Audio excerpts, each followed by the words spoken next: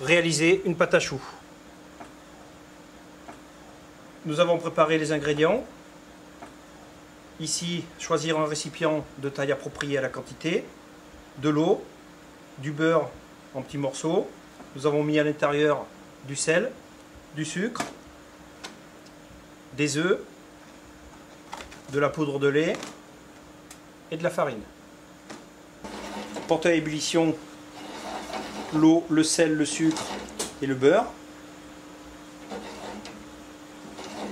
Il est important de couper le beurre en petits morceaux au départ. Il faut qu'il soit fondu avant que l'eau soit à ébullition. Le beurre est maintenant complètement fondu. Nous pouvons atteindre l'ébullition. À ébullition, retirer du feu et verser en fouettant la poudre de lait.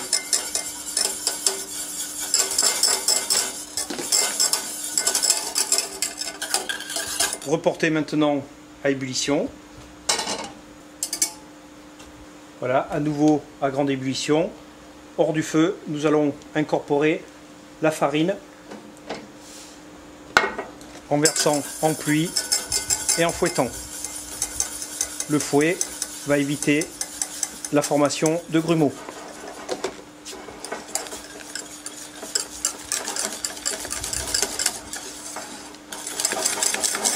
Nous avons obtenu ici un emploi d'amidon.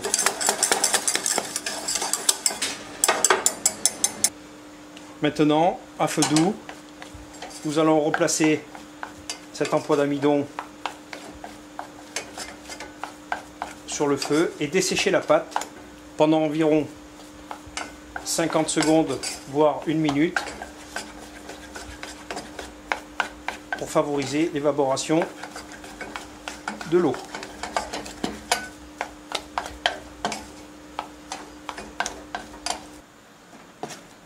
Nous avons donc desséché la pâte, ce qui l'a rendue bien homogène et sans excès d'humidité.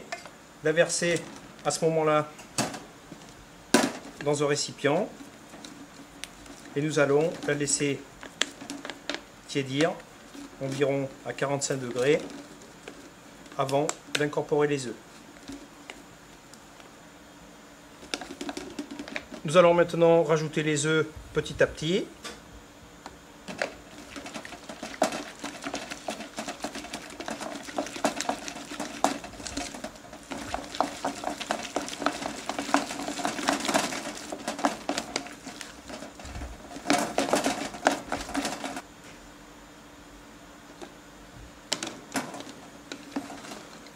Les œufs ont été battus, puis pesés.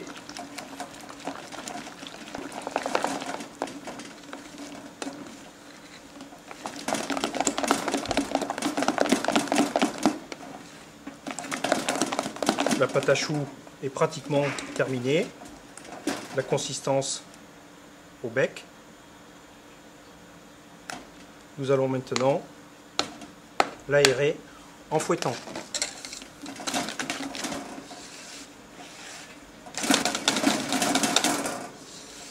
La pâte à choux est terminée.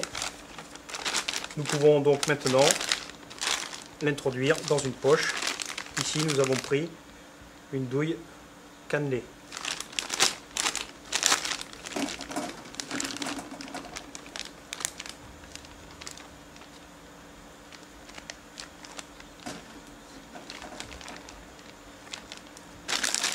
Pour la pâte à choux, il est important de réaliser des pesées précises, bien respecter la technique d'élaboration et surtout pour la cuisson, nous allons faire préchauffer le four environ à 250-255 degrés, puis nous allons enfourner les choux ou les éclairs, éteindre le four pendant environ 10 à 12 minutes, puis rallumer ensuite le four à 160 degrés et prolonger la cuisson environ 20 à 25 minutes en fonction de la taille de ceux-ci.